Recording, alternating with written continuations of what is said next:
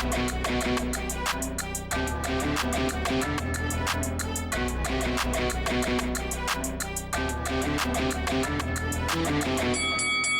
guys, welcome to Boxing Squared for boxing news and views from around the internet.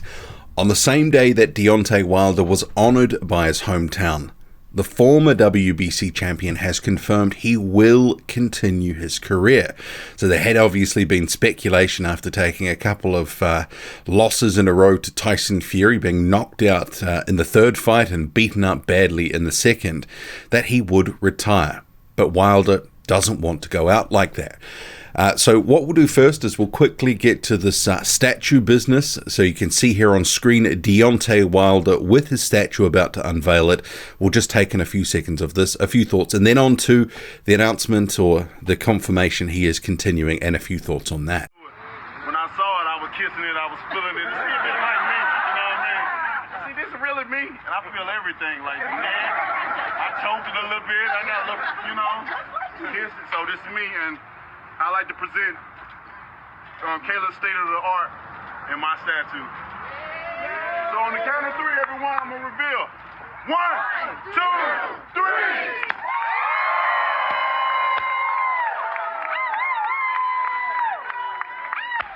So the statue itself, yeah, not a bad likeness overall. Sometimes these things, as I mentioned earlier in the week in another video, it can be hit or miss. Sometimes the statues can look nothing like you and become the sort of butt of jokes and people can get ridiculed for them. But this one, yeah, it's not too bad. It does look like Wilder, sort of, I think maybe more like 2017, 2018 Wilder in terms of the look.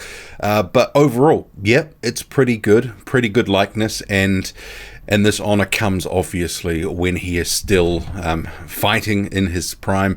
It's not 20 years after he's retired. And he actually made a comment about that, saying, in the midst of this journey, I'm being blessed. It's not like I'm retired. It's been 10, 20 years. This is now that I'm getting my flowers. And that is from his hometown of Tuscaloosa, Alabama.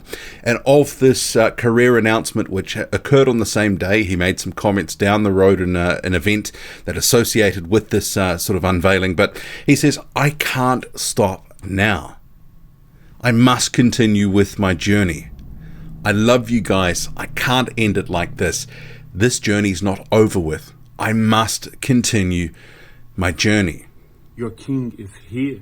And for me, I always expected that this sort of announcement was coming. So I'm not totally shocked by this because Deontay Wilder, being at the top of the division for a number of years, the ego growing exponentially over the years, he wouldn't have wanted to go out like that. I'm a king that would never give up. A lot of these guys that reach the top level, they've got a lot of pride. They've got a lot of ego, and that's all wrapped up in their personalities as well and the way that they conduct themselves, etc.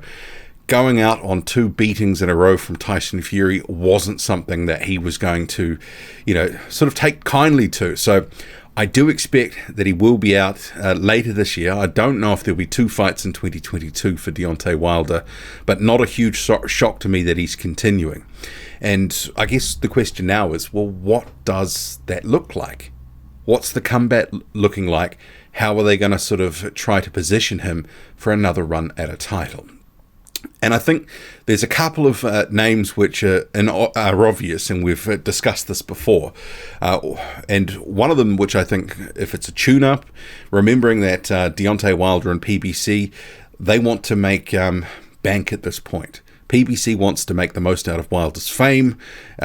He's obviously at sort of the peak of it or close to it at this point, and they want to, at this stage of his career, make money off him. And Deontay Wilder too wants to get paid because, hey, he's at that point where he's in that sort of cashing in stage on the name, the reputation, and he thinks he's still got something left to offer the heavyweight division.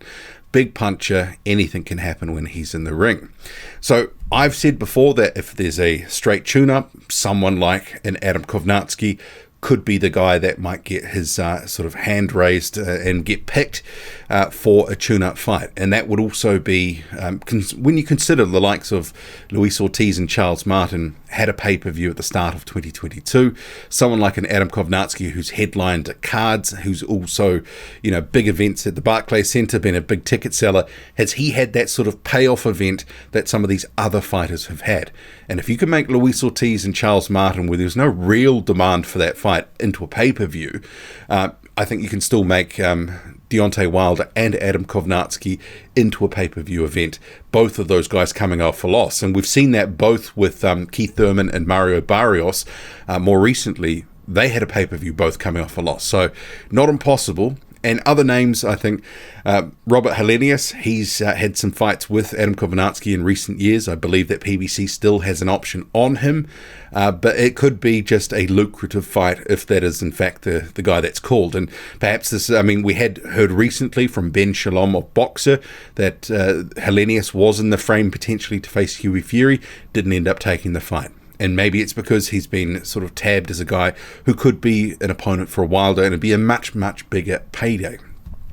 And I think the fight that they would look to eventually build towards, and this is obviously a few ifs, buts, and maybes, but Andy Ruiz Jr. and Deontay Wilder, they're the two biggest name heavyweights and most sort of decorated heavyweights in the PBC stable. Some sort of in-house clash, some, not a loser leaves town type fight, but obviously the winner would be well positioned to go on to a potential world title fight or something close to it. So I think there's a few names floating around that PBC can match Deontay Wilder up within their own stable. I think they will keep it in-house. I think it will be a pay-per-view. But you also have to remember there's a number of names that he can't actually face in the PBC stable at heavyweight because he's faced a lot of them. You've got Gerald Washington, Chris Arreola, Luis Ortiz.